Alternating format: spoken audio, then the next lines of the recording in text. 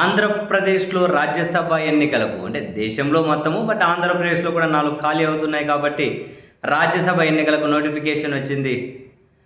వచ్చే నెల 18వ తేదీ అది అంటే నామినేషన్ ముగియబోతోంది. బట్ అన్ని ఏకగ్రీవాలు అవుతాయి కదా ప్రధానంగా రాజ్యసభలు.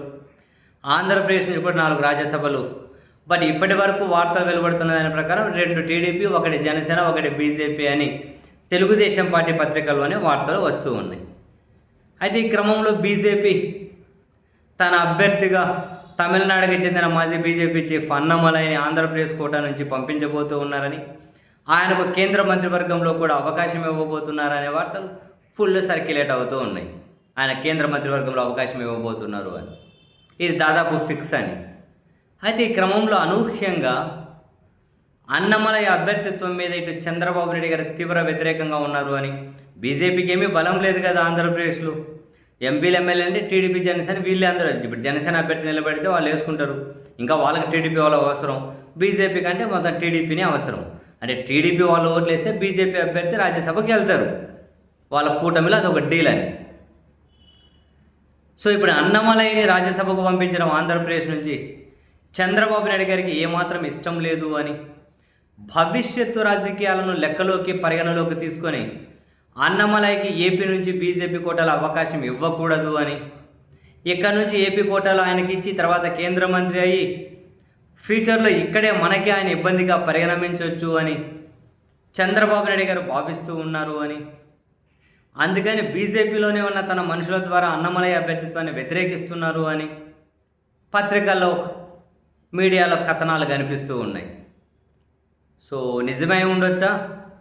ఫస్ట్ థింగ్ ఏంటి అంటే ఇక్కడ బీజేపీ అధిష్టానం ఇవ్వాలి అని చెప్పి డిసైడ్ అయిపోతే నేను ఖరాఖండిగా ఒప్పుకోను, మేము మద్దతు ఇవ్వము అని చెప్పి బీజేపీ అధిష్టానానికి చెప్పే ధైర్యం చంద్రబాబు నాయుడు గారికి ఉందా? First point.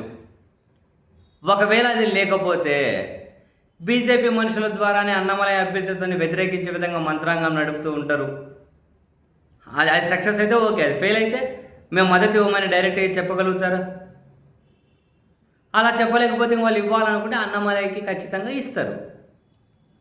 పాయింట్ ఏంటి అంటే చంద్రబాబు గారు వ్యతిరేకిస్తూ ఉన్నారట, అడ్డుకోవాలని చూస్తూ ఉన్నారు.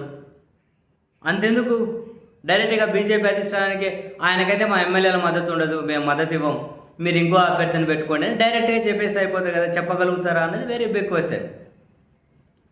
మొత్తం మీద ఇటు తెలుగుదేశం పార్టీలో కూడా 2 రాజ్యసభ స్థానాల్లో 1 ఎస్సీలకు బీసీలకు ఇస్తారని చెప్పి చర్చ జరిగింది. కానీ ఇప్పుడు అనూహ్యంగా లేదు, కొందరు పారిశ్రామికవేత్తలకు ఇవ్వాలనుకుంటూ ఉన్నారు అని, కొందరు బడా బాబులకు ఇవ్వాలి, రాబోయే రోజులు నెక్స్ట్ మళ్ళీ ఇంకా 2 ఏళ్ళ తర్వాత ఎన్నికలు కూడా ఉన్నాయి కాబట్టి అప్పుడు డబ్బులు కూడా ఖర్చు పెట్టుకునే వాళ్ళు కావాలి. అందుకని ఈసారి కూడా టీడీపీ రాజ్యసభ బడా బాబుల్ని పంపించబోతుంది అనేది కూడా ఒక రకమైన చర్చ జరుగుతూ ఉంది. చూడాలి వాళ్ళ అభ్యర్థులు ఎవరు ఏంటి అని. ఇక్కడ ఇంట్రెస్టింగ్గా వైఎస్ఆర్ కాంగ్రెస్ పార్టీ నుండి రాజ్యసభకు అప్పుడు నామినేట్ కాబట్టి పరిమళ నత్వాని ఉన్నారు కదా రిలయన్స్, ఆ పరిమళ నత్వాన్ని బీజేపీ వాళ్ళు తెచ్చుకుంటే మేము మద్దతు ఇస్తామని టీడీపీ చెబుతుందండి. ఇది మరీ ఇంట్రెస్టింగ్ అనిపించింది. అన్నమలైని వ్యతిరేకిస్తూ ఉన్నారు, దాని బదులు మీరు పరిమళ నత్వాన్ని తెచ్చుకుంటే మీ బీజేపీ అభ్యర్థిగా మాకేం అభ్యంతరం లేదని చెప్పి ఒక ఆల్టర్నేట్గా ఇదిగానే చూపెడుతున్నారు. టీడీపీ వైపు నుంచి వినిపిస్తున్న పేరు పరిమళ నత్వాని బీజేపీ అభ్యర్థిగా అనేది కాసింత ఇంట్రెస్టింగ్గా అనిపించింది. మరి అల్టిమేట్గా బీజేపీ వాళ్ళు ఏదనుకుంటే అది చేస్తారు, ఎందుకంటే ఇప్పుడు బలంగా ఉన్నారు కేంద్రంలో కాబట్టి.